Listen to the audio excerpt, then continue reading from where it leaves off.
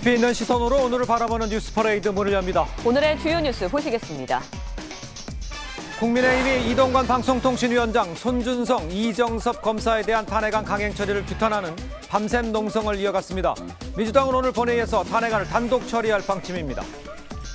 이재명 대표의 최측근 김용전 민주연구원 부원장이 불법 정치 자금을 받은 혐의 등으로 징역 5년을 선고받고 법정 구속됐습니다. 앞으로 이재명 대표 재판에 어떤 변수로 작용할지 주목됩니다. 국민의힘 인요한 혁신위원장이 공천 전반을 총괄하는 공천관리위원장 자리를 당에 요구했습니다. 김기현 대표는 거절했습니다. 가수 유승준이 한국 입국 비자 발급을 요구하며 정부를 상대로 한 소송에서 최종 승소했습니다.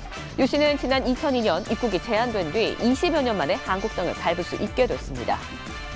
저희는 잠시 뒤에 돌아옵니다.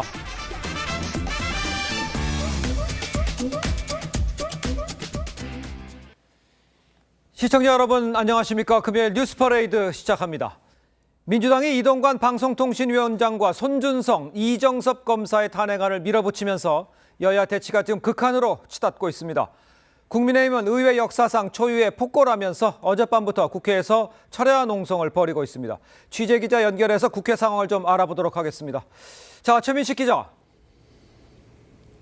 네, 국회 로텐도 홀입니다. 자, 여당이 방금 전에 긴급 의원총회를 열었다고 하는데 무슨 이야기가 오갔습니까? 네, 국민의힘 의원들은 아침 7시부터 이곳에서 긴급 의원총회를 열고 민주당의 이동관 방통위원장과 검사 탄핵안 추진은 의회 폭거라고 거듭 강조했습니다.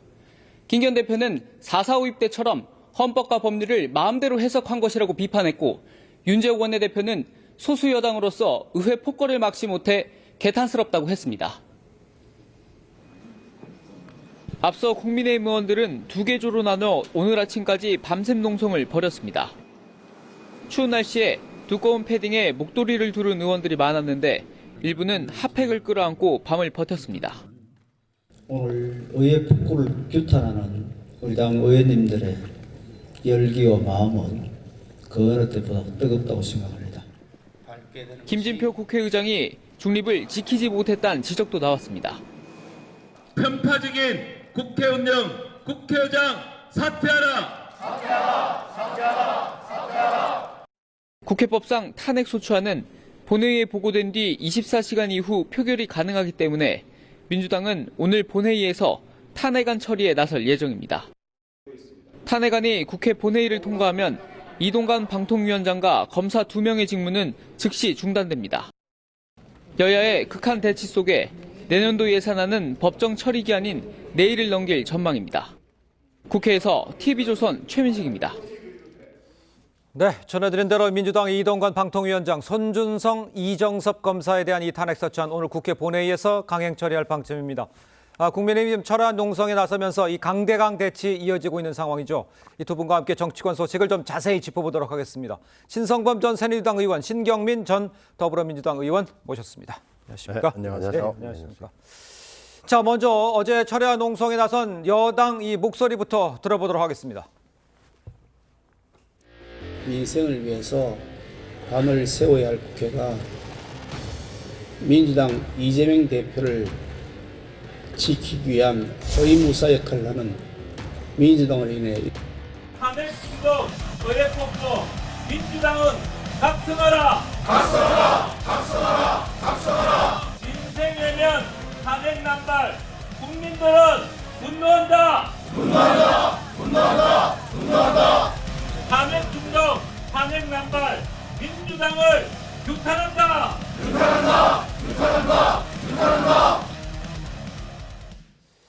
자, 일단 국민의힘이 이제 헌정사상 유례 없는 의회 폭거라면서 철야 농성에 나섰긴 했습니다만 민주당 오늘 본회의에서 강행 처리를 시도하면서 현실적으로는 저지할 방법이 없는 상황 아니냐 이렇게 얘기를 하고 있는데 일단 방법은 없는 겁니까? 어떻게 봐야 됩니까? 없죠. 예. 그러니까 지금 뭐 소수 여당, 흔히 뭐 거대 여당은 익숙한 단어인데 소수 여당, 거대 야당 이 형국에서 여당 의원들이 할 수 있는 게 사실은 저것밖에 없어요. 그러니까 네. 저도 초선 시절에는 뭐 예를 들어 국회의장실 점거 농성, 본회의장엔 점거 농성, 예. 그 자기도 하고, 심지어 의장석 점거 농성 몸싸움도 했었는데, 그러면 국회 선진화법으로 막을 수 있는 물리적 수단은 없는 거죠, 소수파가. 예. 그러니까 본회의장에 보고만 되면 제적 과반수만 통과되는 거니까 예. 저 밀어붙이면 수로 밀어붙이면 다른 수는 없다라고 보여져요. 그런데 다만 네. 이번에 이게 오늘 그리고 내일로 잡히는 이 본회의 일정은 뭐라 그러든 내일로 예정된 오늘 예. 내일로 예정된 마지막 법정 시한인 예산안 처리를 위한 것만 분명한 거예요. 그러면 저 김진표 국회의장이 적어도 홍익표 원내대표한테 무슨 뜻인지 알겠는데 예산안부터 먼저 합의한 다음에 처리한 다음에 날짜를 따로 잡아줄 테니 뭐 이렇게 탄핵을 처리하자고 말씀을 하셨어야 되는데 너무 일방적으로 저렇게 몰아붙이는 것은 그러면 예산안 처리는 어떻게 할 거예요? 이게 뭐 남는 문제는 결국 이 문제예요. 그러면 알겠습니다. 내년도 예산은 어떻게 할 거냐? 예, 예산안 처리가 중요하다는 얘기를 지금 해주셨습니다. 이런 상황에서 이제 여당은요, 민주당의 총선을 앞두고 이 정쟁용으로 탄핵 카드를 꺼내들었다. 이러면서 이동관 위원장 취임 이후 헌법과 법률을 위반 사실 없다. 이렇게 주장을 하고 있습니다. 이 주장에 대해서는 신경미 전 의원께서 어떻게 보십니까? 신 의원께서. 뭐 예산은 좀 답답하게 돼 있습니다. 예. 이제 12월 2일을 지키는 건 뭐 틀렸고요. 예, 그러니까. 이제 연말까지 갈 수밖에 없는데 이게 이제 예전에 그리고 국회 선진화법이 통과된 이후에도 네. 항상 보면은 12월 31일 밤 내지는 1월 1일 새벽까지 간 적이 뭐 비일비재했어요. 그랬었죠. 예. 그러니까 예산안 처리는 일단은 전국이 얼어붙으면서 12월 말로 넘어간다고 볼 수밖에 없고요. 이동관 위원장 경우하고 이제 검사 경우는 조금 분리해서 봐야 되는데 이동관 위원장 경우에는 여당 쪽에서 여러 가지 얘기를 합니다만은 예. 최근에 KBS 사태랄지 그리고 YTN 연합 TV 뭐 이런 걸 봤을 때 이동관 방통위원장은 좀 지나쳐요. 그리고 기획과 어떤 시간표에 따라서 방송 장악을 위해서 굉장히 빠른 속도로 쪽집게처럼 치고 들어가는 이런 게 있기 때문에 예. 사실 야당 입장에서는 이 이동관 방통위원장의 이런 행태에 대해서 예. 지적을 하지 않을 수가 없고 이건 한번 다뤄봐야 된다고 생각합니다. 알겠습니다. 제가 이따 저 뒤에 이제 뭐 이동관 위원장 같은 경우 이제 가짜 뉴스를 막기 위한 방법이 필요하다라고 지적을 했기 때문에 그 부분 다시 또 여쭤보도록 하고요. 일단 민주당이요 이동관 방송위원장 탄핵안을 다시 발의하면서 글쎄 실수로 이제 검사 탄핵 사유를 기입한다. 이른바 이제 붙복이라고 하죠. 붙인 거 이거에 대해서 논란이 벌어지고 있습니다. 관련해서 한동훈 장관 이야기를 한번 들어보도록 하겠습니다. 이동관 방송통신위원장 탄핵안 복붙 논란이 있는데요. 어차피 기각될 정략적인 탄핵이라는 것을 민주당 사람들도 모두 알기 때문에 정작 탄핵안 내용 자체는 누구도 읽어보지도 않고 내는 것 같습니다. 읽어봤으면 그렇게 하진 않았겠죠? 자, 지금 탄핵안 내용 얘기입니다. 한동훈 장관 민주당이 내용을 읽어보지 않은 탄핵안을 내놓으라고 글쎄 이제 서류원 내에 이제 실수가 있었던 걸 이제 꼬집은 겁니다. 어차피 기각될 걸 알면서 강행했다는 그런 이야기인데 어떻게 들으셨습니까? 저는 한동훈 장관 말이 100% 맞잖아요. 그러니까 네. 민주당이 내면서 이동관 방송통신위원 탄핵 소추안 제목은 그럴듯한데 예. 규정을 보면 이렇게 돼 있어. 검찰청법 제37조에 의하여 네네. 이렇게 돼요. 검찰법. 그 37조가 무슨 조항이냐? 검사는 탄핵이나 검거 이상의 형을 안 받으면 파면되지 아니한다라는 그 규정에 의해서 이동관 방송통신위원을 탄핵하겠다는 주장 논고문이야. 예. 논고문. 예. 어떻게 보면 공소장인데 그 국회에 네. 결국은 뭐냐 하면은 그냥 민주당에서 요식적으로 갖다 붙였다 이 말이에요. 그러니까 적어도 일반적으로 국민들이 볼 때는 저 정도 탄핵하려면 굉장히 율사들의 심사숙고를 거쳐서 낼 거라고 생각했는데 그게 아니었다. 그러니까 이게 뭐 탄핵 중독이라는 표현보다 탄핵 남용의 증거죠. 탄핵 폭주의 증거이기도 하고. 그러니까 저건 한동훈 장관한테 저는 비아냥 소리를 들어도 흔히 하는 말로 싸다 이거예요. 알겠습니다. 일단요, 아까 신 의원께서 언급을 해주셨습니다만 그 손준성 검사에 대해서 고발사주 의혹을 이정석 검사에 대해서는 자녀 위장 전입 의혹 이거 탄핵 사유로 들었습니다. 그러니까 아까 이동관 통신위원장과는 분리해야 된다 이렇게 이야기를 해주셨는데 지금 공수처에서 수사를 하고 있고 이미 다 진행이 되고 있고 징계를 하면 돼요. 그런데 이거를 굳이 탄핵까지 또 묶어서 가야 되는 거에 대해서 비판. 요거에 대해서는 어떻게 생각하십니까? 근데 두 사람이 좀 달라요. 네. 한 검사 경우에는 이미 구형까지 돼 있고 네. 이정섭 검사의 경우에는 탄핵 얘기가 나오니까 서둘러서 지금 수사를 들어간 거예요. 네. 그러니까 탄핵 얘기가 안 나왔으면 이정섭 검사는 그냥 넘어갈 수 있다는 얘기죠. 그러니까 탄핵이 계기가 된 것은 분명하거든요. 예. 그런 점에서 봤을 때 이 검사들에 대한 탄핵이 과연 적절하냐라는 논란은 있어요. 네. 그러나 탄핵이 아니었으면 또 여기까지 안 왔을 거다는 부분이 분명히 있습니다. 그러나 검사, 판사에 대한 탄핵은 아무리 여당이건 야당이건 정당이 조심해야 된다는 건 분명히 있습니다. 그래서 예. 이번에 저는 이 부분에 대해서는 한번 좀 숙고를 해야 될 필요가 있지만 네네. 방통위원장에 대해서는 이분이 지금 청와대 홍보수석을 2007년, 8년도에 한 분이기 때문에 예.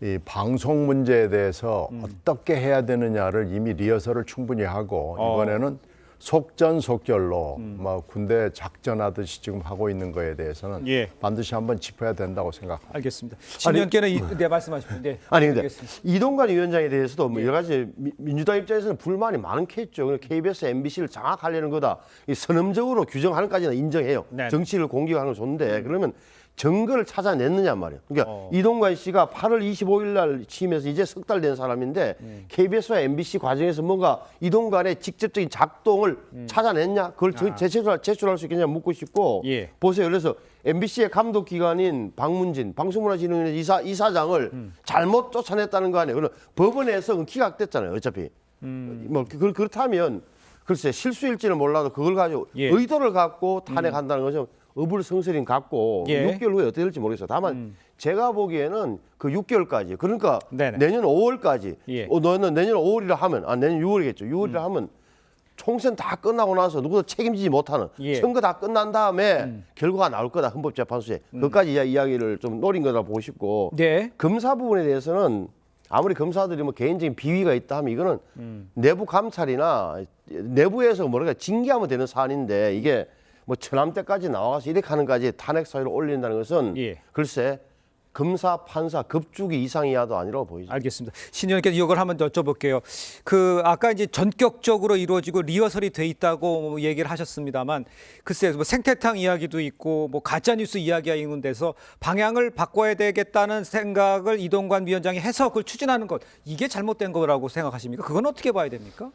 아니에요. 그 가짜 뉴스는 지금 명분으로 내세운 거고요. 예. 정부나 특히 행정기관이 개입을 해서 가짜 뉴스를 규제한다는 것은 해서도 안 되는 것이고 성공해 본 적도 없습니다. 이 가짜 뉴스를 명분으로 방통위원장이 내세우는 것은 지금 이것도 월권이고요. 중대한 법 위반이 있느냐 없느냐가 이제 헌재 판단에 헌재 결정에 아마 중요한 요소가 될 텐데요. 예.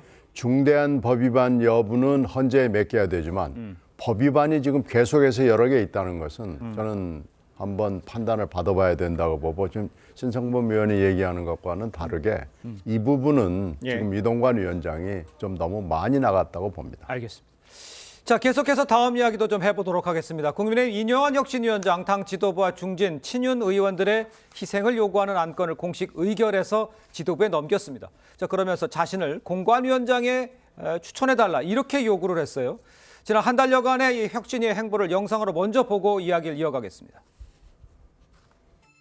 당의 진실한 변화를 만들어갈 혁신위원장으로 인요한 교수님을 모시고자 합니다. 변하고 희생할 각오가 돼 있어요. 와이프하고 아이만 빼고 다 바꿔야 된다. 쓴 약을 꼭 먹어야 될 약을 조제해서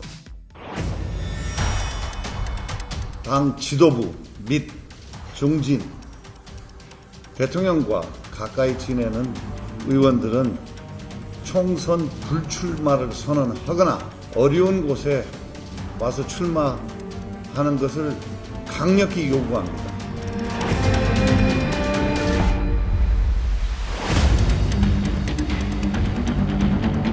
단도적으로 말씀드리면은 우유를 마실래 아니면 매를 좀 맞고 우유를 마실래 이런 입장입니다. 저는.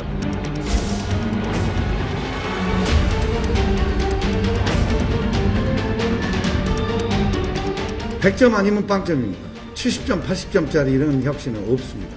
받아들이거나 안 받아들이거나 혁신위에 전권을 주신다고 공언하셨던 말씀이 허연이 아니면 저를 공관위원장으로 추천해 주시기 바랍니다. 인요한 위원장이 공관위원장이 되기 위한 그런 목표를 가지고 활동했다고 저는 생각하지 않습니다. 그러면 사실상 거절이라고 봐도 될까요? 수고 많으셨습니다. 자, 지금 보셨습니다만 그 국민의힘의 혁신을 위해서 얘기를 했고 또 지지도 많이 받았어요. 그런데 이제 막판에 본인이 이제 공천위원장 이거 자리를 깜짝 요구하는 바람에 글쎄 이 의미를 어떻게 해석을 하는 게 옳습니까? 이 상황은. 인요한 씨가 뭐 공천위원장을 하고 싶어서 뭐 저런 소리를 했다기보다는 예.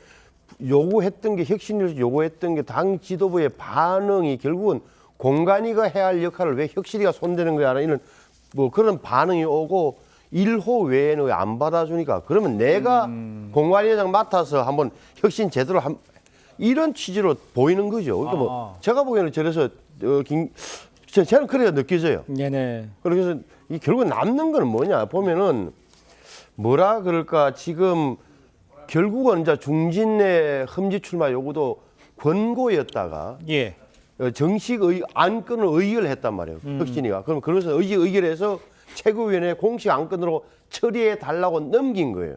다 이제 공은 어떤 당 지도부에 넘어갔다. 예. 4일이면 월요일까지니까 예. 저 문제가 잘 처리되지 않으면 인요한 씨의 저 발언 속에는 그러면은 우리 12월 말로 예정됐던 혁신이 12월 4일 또는 5일부로 끝내겠다. 그러면서 이제 뭘 마지막으로 던지겠죠. 예를 들어서 지도부 총사퇴하라. 우리가 혁신이 이렇게 했는데도 뭐 통하지 않으면 우리는 역할을 다 했다고 하면서 예. 마지막으로 저렇게 정치적 압력을 가하기 위한 수순이지 나를 꼭 내가 꼭 공천관리위원장 그건 아니다. 하겠다는 그 정확한 의지 표현은 아니라고. 알겠습니다.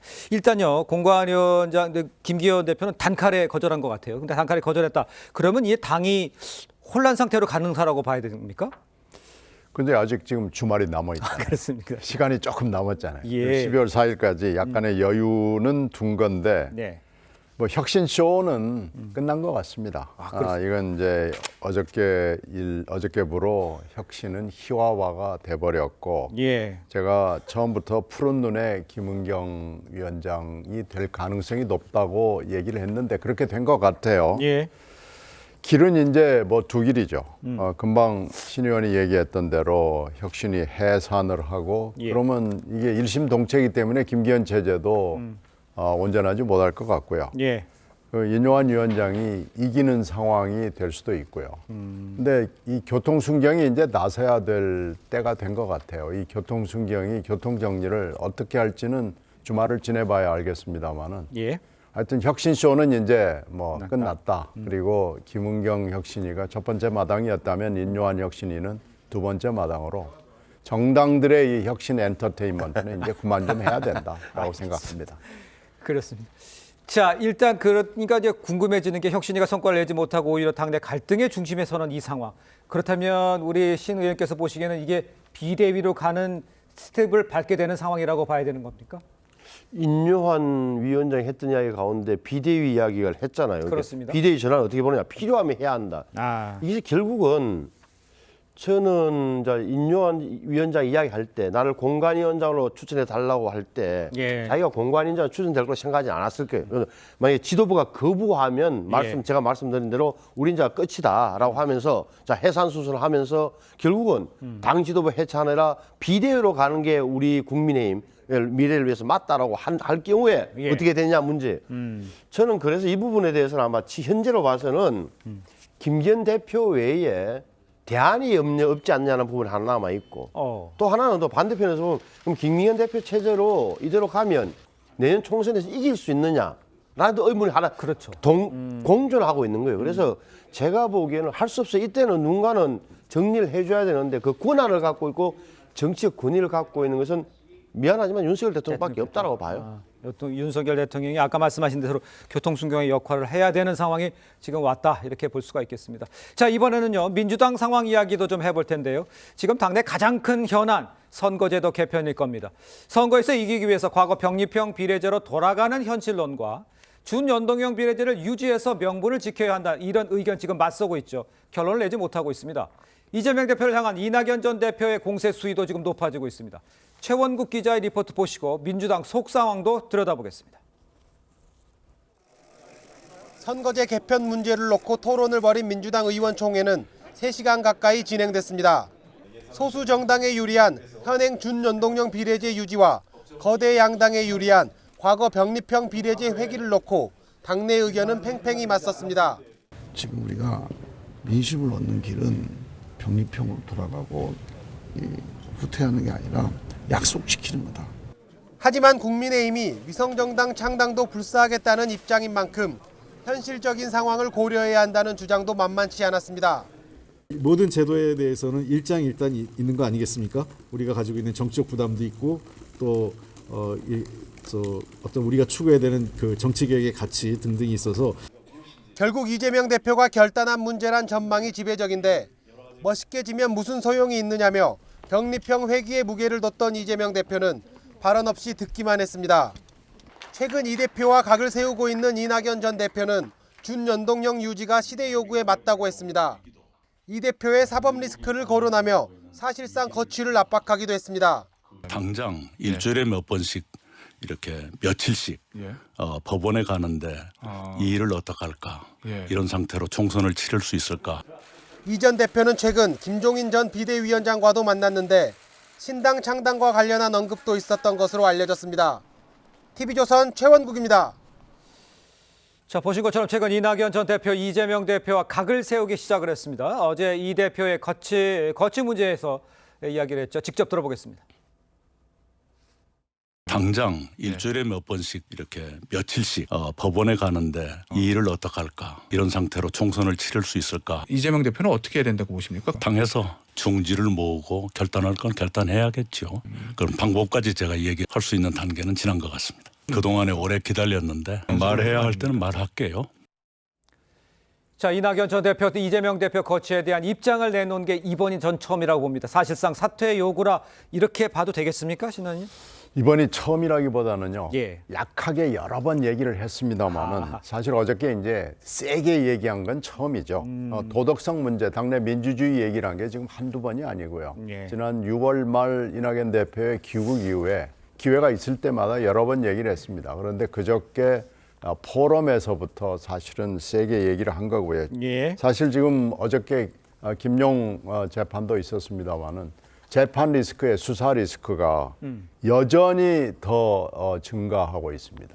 이 정도 되면 사실은 대표직을 유지하는 것이 매우 어렵고 대표가 지금 공천에 지금 자락을 깔아놓고 앞으로 하겠다는 거 아니에요? 예. 근데 이게 지금 선거에서 이런 대표에게 국민들이 특히 중립지대에 있는 국민들이 얼마나 마음을 줄 수 있을지 매우 의심스러운 상황으로 예. 점점 더 상황이 악화되고 있습니다. 그래서 지금 그런 얘기를 하는 거고요. 이 정도 되고 어저께 김용 재판이 이렇게 나왔으면은 이재명 대표가 뭔가 지금 입장이라도 좀 내놔야 됩니다. 그런데 이거 침묵과 고요와 뭐 정막으로 이걸 어떻게 넘겨버리고 기억이 좀 흐려지기를 바라는데 유지해서는 이 민주당의 앞날이 그렇게 밝지 않습니다. 알겠습니다. 신 의원이 지금 얘기하신 것이 이낙연 전 대표의 생각과 같다. 저는 이렇게 좀 이해를 해보도록 하겠습니다. 일단요, 유인태 전 국회 사무총장 이낙연 전 대표에게 한판 뜨는 거냐고 물었더니요. 저렇게 몰아가고 있잖아요. 이렇게 답을 했다고 해요. 이 전 대표가 발언 수위를 높이고 있는 상황. 이 이유를 뭐라고 보십니까?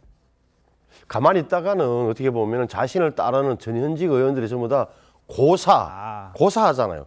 완전히 자연 도태되는. 예. 그러니까 뻔한 수순으로 가고 있다고 보는 거죠. 그러면은 지역구마다 어떻게 보면 이른바 비명계에는 다 친명이 뭐 특보라든지 보좌관이라든지 이런 사람들이 다 붙어가지고 전쟁, 저희들 아마 현장에서는 전쟁이 벌어져 있을 거예요. 그러면 이낙연 전 대표 입장에서는 뭐라도 말씀을 하셔야 되는 거고, 말씀하셨던 대로 예.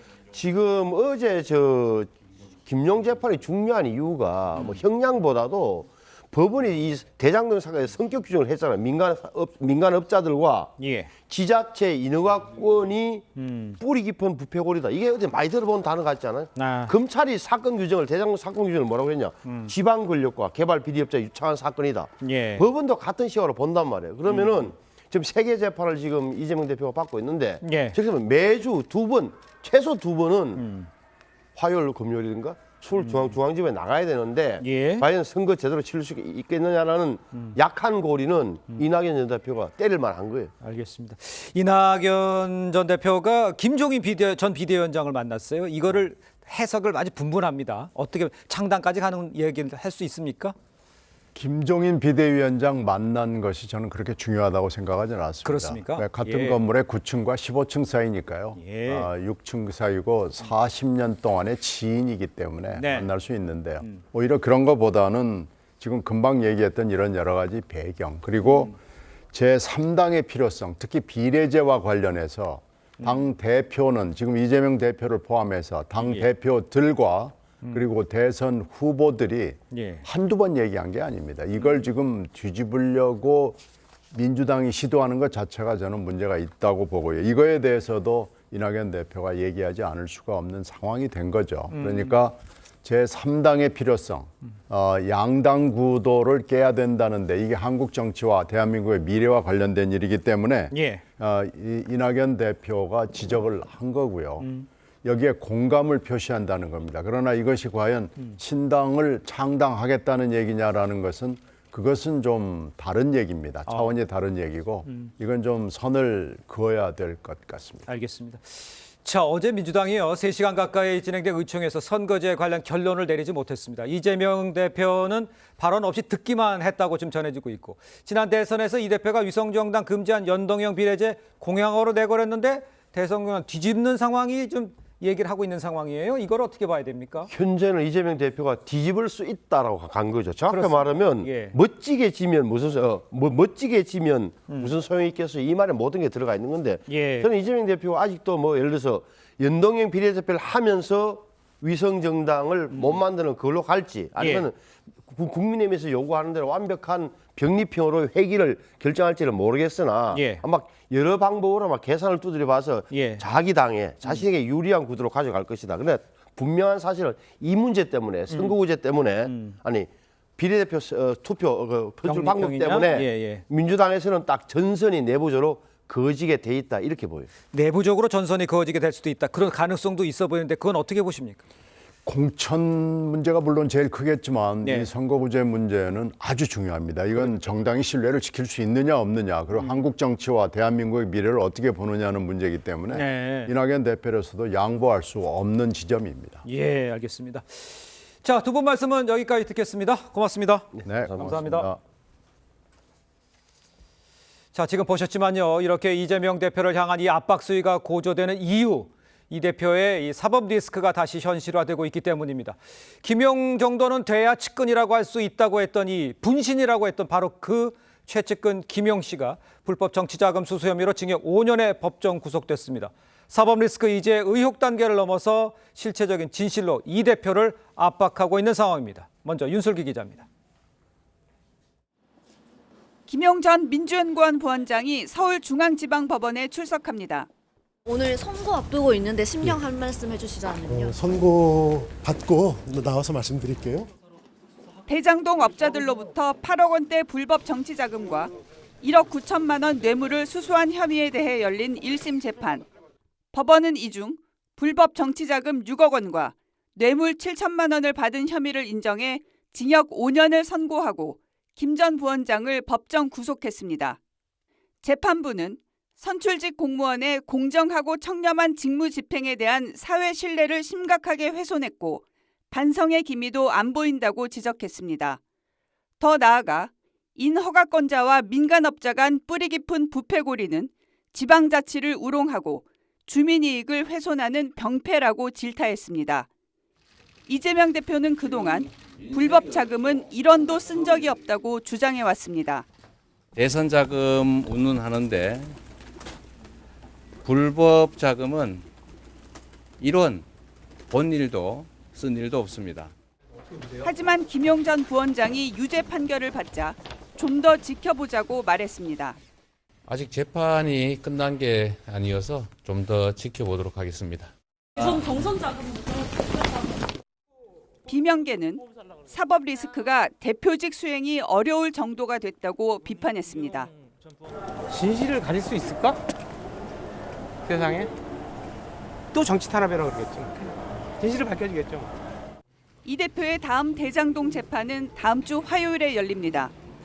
TV조선 윤슬기입니다. 김용 전 부원장의 유죄 선고에 결정적 역할을 한 인물이 바로 이 자금을 전달한 유동규 씨입니다. 이 법원이 유 씨 진술이 신빙성이 있다면서 손을 들어준 건데 앞으로 이재명 대표 재판에 어떤 변수로 작용을 할지 김보건 기자가 정리를 했습니다. 법원은 김용 전 부원장에게 유죄를 선고하면서 유동규 전 본부장의 검찰 진술과 법정 증언을 근거로 삼았습니다. 일부 기억과 진술이 부정확하긴 해도 직접 경험하지 않으면 알 수 없는 내용이고 진술도 구체적이라며 신빙성 대부분을 인정한 겁니다. 피해자는 이재명이고 주변인들은 전부 다 이재명을 위한 도구였습니다. 유 전 본부장은 이재명 대표와 또 다른 측근 정진상 씨 대장동 재판의 핵심 증인이기도 합니다. 이 대표가 사실상 성남시의 이익을 포기하고 민간업자에게 이익을 몰아줬다고 증언했고 정진상 씨에게 직접 돈을 전달했다는 진술도 했습니다. 법조계에선 유 전 본부장의 진술 신빙성이 인정되면서 대장동 본류 사건 판단에도 상당한 영향을 끼칠 거란 분석이 나옵니다. 이 대표가 고 김문기 처장을 몰랐다고 말해 기소된 선거법 재판에서도 유 전 본부장은 이 대표에게 불리한 진술을 계속 이어왔습니다. 하면서도 김 팀장 거기 있어? 이런 것도 다 얘기했었고 그런데 눈도 안 맞았다는 도저히 납득할 수 없는. 재판부가 대장동 위례개발 과정의 유착을 뿌리 깊은 부패의 고리라고 규정한 점도 사실상 검찰의 주장을 인정한 셈이어서 이 대표 재판에 불리하게 작용할 거란 전망이 나옵니다. TV조선 김보원입니다. 네, 전해드린 대로 김용 전 부원장에 대한 유죄 판결이 앞으로 이재명 대표 재판에 어떤 변수가 될지 지금 관심이 집중되고 있습니다. 네, 관련 내용 최진영 변호사, 장윤미 변호사와 함께 자세히 짚어보도록 하겠습니다. 안녕하세요. 네, 반갑습니다. 자, 먼저 김용 전 부원장 유죄 판결의 의미를 좀 짚어보겠습니다. 재판부가요, 공공에 돌아갈 이익 상당 부분이 민간업자에 돌아갔고 인허가 건과 민간업자 간 이 뿌리 깊은 부패골이 보여준 병폐다 이렇게 질타를 했어요. 글쎄 이거를 어떻게 들으셨고 어떻게 이해를 하면 좋겠습니까? 그렇습니다. 이번 사건은 크게 세 가지 의미가 있는 것 같습니다. 네. 첫 번째 의미는 이른바 대장동 비리 사건의 첫 판결로서 첫 유죄 판결이라는 자체가 굉장히 큰 의미가 있는 것이죠. 예. 그리고 두 번째 의미는 좀 앵커께서 지적하신 것처럼 대장동 사건이 어떤 당군일의 최대의 치적이 아니고 당군일의 최대의 비리 사건이다라고 사실상 법원이 판단했다는 점이 의미가 있는데요. 네네. 얘기하신 것처럼 공공에 들어갈 이익을 상당 부분을 민간업자에게 보냈고 인허가권자와 이 민간업자 사이에 뿌리 깊은 부패고리가 있다라고 해서 네. 대장동 사건의 특혜 비리 구조, 지금까지 검찰과 지금 언론에서 비판했던 그 내용을 그대로 판결문에서 인정했다는 것이 굉장히 큽니다. 예. 나아가 유무죄에 있어서 직접적이고 핵심적인 증인이라고 할 수 있는 예. 이른바 돈결의 3인방 유동규 성남도시개발공사 대표 직무대리의 증언의 신빙성을 있는 그대로 인정했다. 그렇기 때문에 앞으로 이재명 대표의 재판 그리고 아직 남아있는 추가적인 수사 사건에서 상당히 큰 영향을 미칠 것이다. 왜냐하면은 재판부가 다른다 한다 하더라도 다른 재판에서 유죄를 판결했던 그 기록은 예. 다른 재판부에서 상당 부분 실무상 존중하는 그런 부분이기 때문에 이재명 대표 입장에서는 상당히 쫓기는 그런 어떤 구도가 형성되었다. 이렇게 평가를 할 수 있을 것 같습니다. 알겠습니다. 네, 이재명 대표 대장동 사업의 최종 결재권자였습니다. 그렇다 보니까 이재명 대표의 재판에도 어떤 영향을 줄지 관심이 맞아요. 쏠리고 있는데 일단 법조계에서는 불리하게 작용할 것이다라는 전망이 많아요. 어떻게 그렇습니다. 보시나요? 유리하다고 볼 수는 없죠. 네. 왜냐하면 이재명 대표가 김용 전 부연구원장에 대해서는 측근이라고 이야기를 했고 개발업자들과의 유착관계가 어쨌든 1심 재판부에 의해서는 인정이 된 셈입니다. 예. 그렇기 때문에 그 위의 고리로 이재명 대표와의 경유에 대한 이 물음표가 생기는 국면일 수 있는데요. 다만 대장동 현재 진행되고 있는 이재명 대표의 그 재판에 네. 완전히 빨간불이 켜졌느냐는 이게 법리적으로 좀 구조가 다른 부분이 있어서 김용 씨 같은 경우에는 뇌물을 수수했고 또 정치자금법을 위반했다라는 건데 대장동과 관련해서는 설계 자체를 이제 특정 개발업자들에게 가도록 유리하게 이제 구성을 했는지 여부와 관련해서는 좀 별도로 좀 입증이 돼야 되는 사안이 있어서 예. 기계적으로 이 사건에서 김용 씨가 유죄를 받았다라고 해서 뭐 바로 이제 인정이 되는 그런 구조는 최소한 아니라고. 알겠습니다. 구조는 아니다. 그 연결된 구조는 아니다라고 언급을 해줬습니다만 이 사건의 이제 또 다른 핵심 쟁점이요. 김용 씨가 수수한 이 불법 정치자금 이 대표가 인지했는지 여부입니다. 그러니까 김용 씨를 위해 돈을 준 건 아니라는 걸 이제 인정을 해야 되는 상황을 확인해야 되는 거예요. 그렇습니다. 결국 이 8억 4,500만 원 그중에 네. 지금 6억 원을 인정했는데 그 돈의 용처가 뭐냐라고 했을 때 이 공수장 사실은 뭐냐면은 2021년 3월, 4월에 있었던 민주당 대선 예비 캠프, 비선 캠프의 비용으로 썼다는 것 아니겠습니까? 그 중에서 이번에 같은 경우에는 이제 한 6억 원 정도의 유죄를 인정했는데 예. 대선 캠프의 김용희 대표 후보였습니까? 후보자는 이재명 후보였던 것이죠. 그렇기 때문에 그 돈이 어디에 써있냐라고 하는 것은 이재명 대표가 몰랐을 리 없다는 것이 우리가 그 상식적인 이용인데요. 이와 관련해 가지고 그 김용과 그 이재명 대표의 다섯 가지 관계가 있습니다. 첫 번째는 뭐냐면은 측근 정도 되려고 하면은 정진상, 유동규, 정준상, 김용 정도는 돼야 된다는 이재명 대표의 얘기가 있었던 것이고. 예. 얼마 전 같은 경우에는 김용 씨의 어떤 그 출판 기념회에 가서 이재명 대표가 제 분신 같은 사람이다라고 했습니다. 네네. 실질적으로 어떻게 했냐? 경기지사 때 같은 경우에는 본인의 입이라고 할 수 있는 대변인을 김용으로 인정을 했고 대선 같은 경우에는 선대위 총괄 본부장 조직을 총괄했습니다. 네. 나아가 당 대표가 되니까 민주연구원의 부원장까지 했다. 이 정도의 어떤 관계가 있는데 돈을 그 비선 캠프를 했는데 그 돈의 용처를 전혀 그 후보를 모르게 김용 씨가 혼자 받고 했다. 그에 대한 합리적 의심이 있기 때문에 이 부분에 대한 추가적인 그 수사와 조사가 필요하다는 것이죠. 그렇습니다. 네, 김용 씨의 유죄를 이끌어낸 건 결정적인 역할을 한 건 유동규 전 본부장의 법정 증언, 검찰의 진술이었거든요. 예. 그렇다 보니까 유 전 본부장 이재명 대표 재판의 핵심 증인이기도 합니다. 이재명 대표 입장에서는 압박이 될 수밖에 없을 것 같은데. 지금 유동규 씨의 증언의 신빙성을 상당 부분 법원에 인정했다고 네. 그러지 않습니까? 네. 그런데 이번 판결도 정확하게 좀 살펴보면요. 예. 일부 혐의에 대해서는 이제 무죄가 나온 게 있어요. 2천만 원을 뇌물 명목으로 수수했다라는 김용 씨의 혐의는 무죄로 나왔는데 재판부 설시를 보면 그것과 관련한 유동규 씨의 증언을 믿을 수 없다라고 되어 있습니다. 예. 왜냐하면 설과 추석 때 뭐 1,000만 원씩 갖다 줬다라고 하는데 뭐 시점도 그렇고 건네줬다는 경위도 믿기 어렵다고 하고 있어서 같은 재판부지만 사실 어떤 혐의에 따라서는 유동규의 증언을 인정을 하고 어떤 혐의에 대해서는 인정하지 않을 수가 있는 것이거든요. 예. 그래서 상당 부분 신빙성이 어느 특정 증언에 대해서는 인정됐다라고 해서 이걸 기계적으로 이재명 대표의 만약에 증인으로 출석했을 때 그 신빙성을 재판부가 그대로 인정할 것이다 이렇게 단언하기는 좀 어렵습니다. 알겠습니다. 장 변호사께 하나 더 네. 여쭤볼게요. 지금 네. 아까 뭐 CG에도 잠깐 나왔습니다만 돈을 만든 사람, 전달자들 지금 저기 신랑 살았잖아요. 맞습니다. 근데 유동규는 전달자라고 했는데 무죄가 나왔어요. 그래서 그거에 대해서 왜 유동규 무죄냐? 요거는 어떻게 봐야 됩니까? 이게 상당히 좀 법리적인 부분이에요. 예. 정치 자금 수수와 관련해서 검찰이 기소를 이 김용과 같이 돈을 받은 수수자로 공범으로 기소를 했던 겁니다. 왜냐하면 네. 배달 사고가 났거든요. 아. 처음에 남욱 변호사로부터 받은 돈 중에 1억 정도를 유동규 씨가 그냥 본인이 임의로 썼습니다. 네네. 그러니까 수수의 최종 귀착지 아니겠느냐. 당신도 정치자금법 위반이다라고 했지만 재판부가 법리적으로 봤을 때는 정치자금법으로 처벌을 하기 위해서는 정치자금의 분배 관리 사용에 재량권을 가진 인물이어야 되는데 단순히 배달 사고가 났다라고 해서 그거를 수수의 공모로 볼 수는 없다. 다만 검찰이 기소를 이 부정하게 기부한 남욱 변호사와의 공범으로 기소했다면 그거는 처벌받았을 가능성이 있습니다. 네. 예. 일단 그 이재명 대표 측은요, 김용 씨의 유죄 판결에 대해서 이제 검찰의 짜집기 수사다.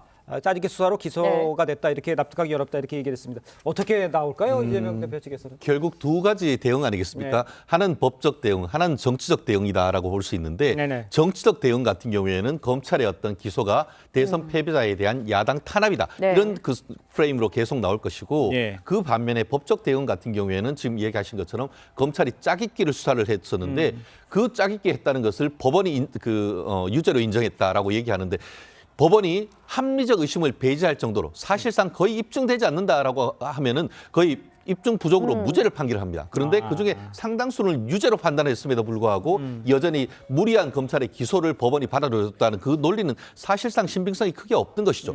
거기다 특히 그 본인 같은 경우에는 그 당시에 경선 자금이 20억 이상 물밀듯 들어오는데 우리가 따로 뒷돈으로 받을 이유가 없다라고 하면서 1원도 받은 적이 없다라고 하지만 오히려 그와 같은 그 얘기를 하고 있는 김용 씨의 증언을 배제하고 그와의 대척점에 있는 유동규의 증언을 신빙성이 있다라고 판단했기 때문에 결국 현재로서는 핵심적인 내용이 향후에도 여전히 지금 유동규 씨의 증언의 신빙성을 탄핵하는 것, 그 외에는 달리 방법이 없지 않을까 생각합니다. 네, 이번에는 428억 약정서 의혹에 대해서 좀 짚어볼게요. 일각에서 이제 이재명 대표 측이 대장동 일당으로부터 받기로 했다는 이른바 428억 약정서 의혹 수사 다시 힘을 받게 되는 거 아니냐 이런 지적도 있거든요. 어떻게 보시나요? 그럴 가능성이 있죠. 왜냐하면 검찰 입장에서는 이 김용이라는 굉장히 이재명 대표와 붙어있는 측근이 돈을 수수했고 정치자금법을 위반했다라고 나온 겁니다.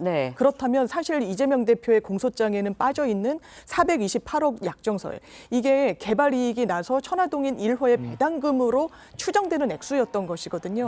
하지만 그 돈을 받기로 했다거나 약정했다는 증거가 없어서 공소장에 넣지 못했지만 실제로 돈의 흐름이 일정 정도 인정이 됐기 때문에 검찰은 수사할 가능성을 열어놓을 것 같습니다. 알겠습니다. 이번 1심의 재판부가요. 유동규의 증언을 인정했다, 일부 인정했다. 이게 중요한 포인트인 것 같아요. 자, 두 분 말씀 여기까지 듣겠습니다. 고맙습니다. 네, 감사합니다.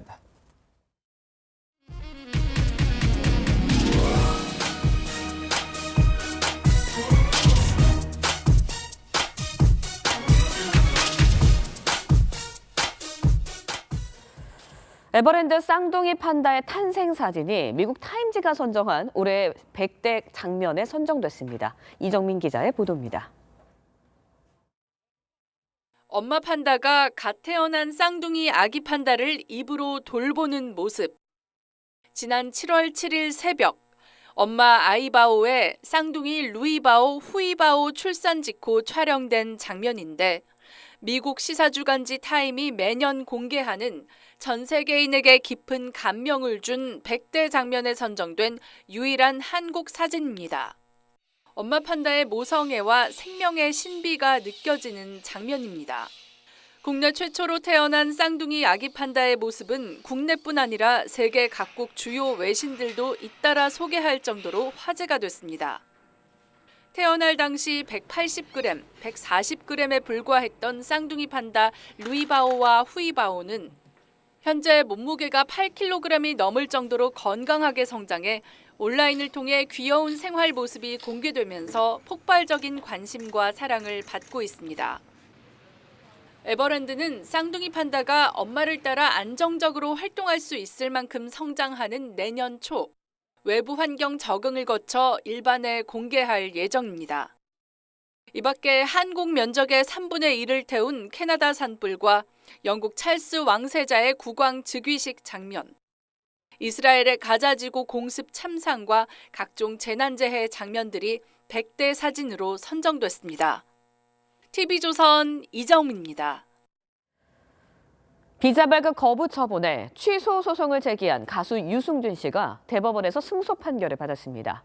유 씨가 21년 만에 한국 땅을 다시 밟을 수 있을지 정수양 기자가 보도합니다. 병역 의무를 약속했지만 지난 2002년 미국 시민권을 취득해 입국이 금지된 가수 유승준 씨. 유 씨는 지난 2015년 재외동포 비자를 받아 입국하게 해달라며 소송을 냈습니다. 선처를 해주셔서 제가 한국 땅을 다시 밟을 수 있도록 길을 열어주시고 저에게 다시 기회를. 법원이 유 씨의 손을 들어줬지만 정부는 비자 발급을 다시 거부했습니다. 저는 우선 유승진이라는 용어를 쓰고 싶지 않습니다. 스티브 유라고 생각하고 있습니다. 지난 2020년 다시 정부를 상대로 행정소송을 제기한 유 씨. 지난 7월 2심은 유 씨의 손을 들어줬습니다. 옛 재외동포법 규정은 병역 기피를 목적으로 외국 국적을 취득했어도 38살이 넘었다면 체류 자격을 줘야 한다는 취지라고 판단한 겁니다. 어제 대법원이 이 판결을 그대로 확정하면서 유 씨는 우리 정부를 상대로 낸 2차례 비자 발급 소송에서 모두 이겼습니다. 유 씨는 21년 만에 한국 땅을 밟을 가능성이 커졌습니다. 하지만 법무부가 입국 금지를 유지할 가능성도 있습니다. 법무부 관계자는 입국 금지와 비자 발급 여부는 별개라면서도 관계기관이 의견을 보내오면 감안해서 검토될 것이라고 밝혔습니다. TV조선 정수영입니다. 네, 전해진 대로 가수 유승준 씨요 21년 만에 한국 땅을 밟을 가능성이 열렸습니다. 네, 관련 내용 송지욱 기자와 함께 자세히 짚어보도록 하겠습니다. 안녕하십니까? 안녕하세요. 일단 대법원이 유 씨의 손을 들어준 이유는 뭡니까? 네, 대법원은 유승준 씨가 주 로스앤젤레스 총영사를 상대로 낸 비자 발급 거부 처분 취소 소송 상고심에서 원심의 원고 승소 판결을 심리 불속행 기각으로 확정했습니다. 예. 좀 생소한 말인데요. 쉽게 말해서 원심 판결에서 특별하게 문제가 없다면 이유를 별도로 설명을 하지 않고 예. 사안을 더 자세히 살피는 추가적인 심리 없이 원심 판결을 확정하는 제도입니다. 네. 유 씨는 지난 7월 2심에서 승소 판결을 받았습니다. 예. 네, 첫 소송 2015년에 시작을 했고요. 이번 대법원 판결까지 약 8년이라는 긴 소송 기간이 걸렸습니다. 그동안의 과정은 어떻게 됐나요? 네, 그렇습니다. 유승준 씨는 2002년 입대를 앞두고 출국했다가 돌연 한국 국적을 포기했습니다. 병역 의무 회피를 위해 미국 시민권을 취득했다는 이유로 출입국관리법 11조에 따라서 그 해부터 입국이 금지됐죠. 네. 이후 중국을 중심으로 활동하던 유 씨는 2015년부터 한국행을 위해 본격적으로 움직이기 시작했습니다. 네. 앞서 영상이 준비가 네. 됐었는데 나오진 않았는데 2015년에 나왔었던 그 눈물을 흘린 영상이 또 유명하고요. 이후에 유 씨는 재외동포 입국 비자로 입국을 시도했지만 LA 총영사관으로부터 비자 발급을 거부당하자 첫 번째 소송을 제기했습니다.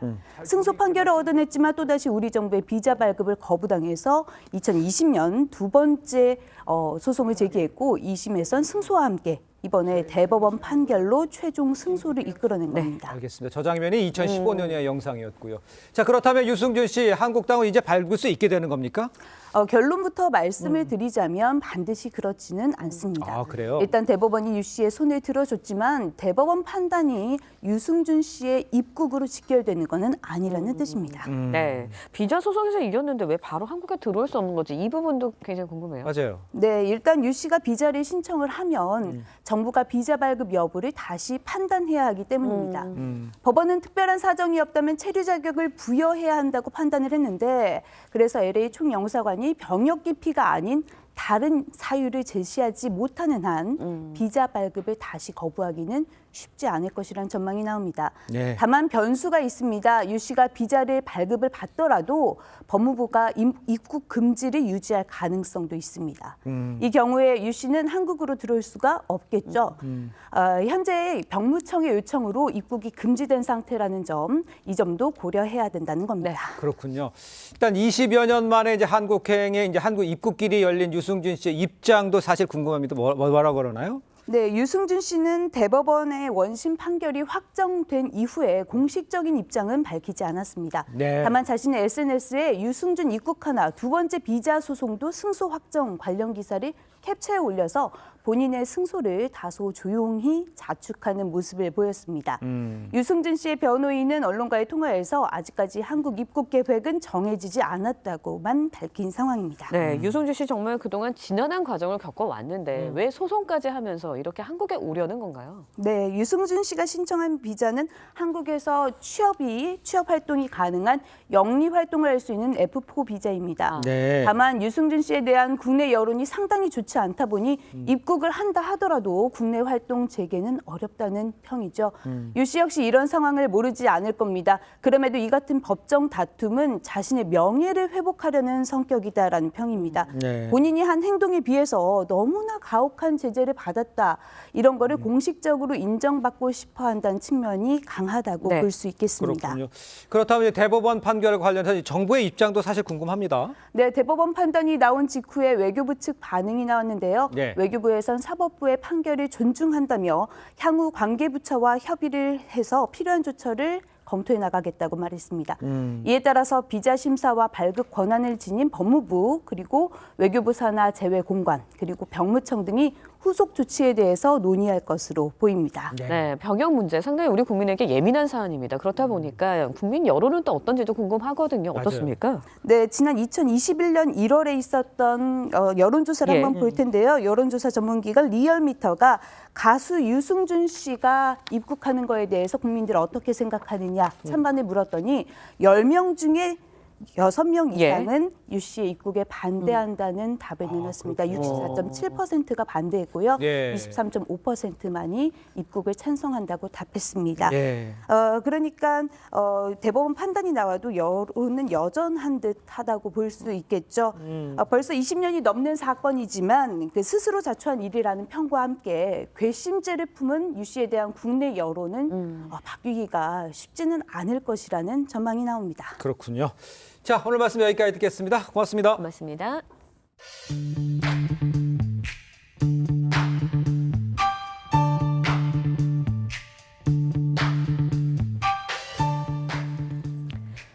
네, 렌즈에 담긴 그 순간 그 의미를 짚어보는 시간이죠. 사진 기자가 선택한 아침의 한 장입니다. 오늘은 조선일보 사진부 오종찬 기자와 함께합니다.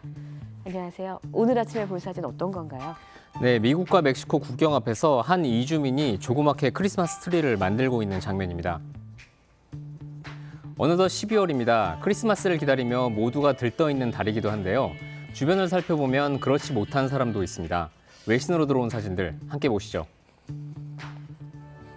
이 이주민은 꿈을 찾아 미국으로 가기 위해 콜롬비아에서 왔습니다. 미국으로 가는 마지막 길목 캘리포니아 국경에서 망명을 신청하고 기다리는 중입니다. 12월을 맞아서 이주민들이 모여있는 텐트촌에 작은 크리스마스 트리를 만든 건데요.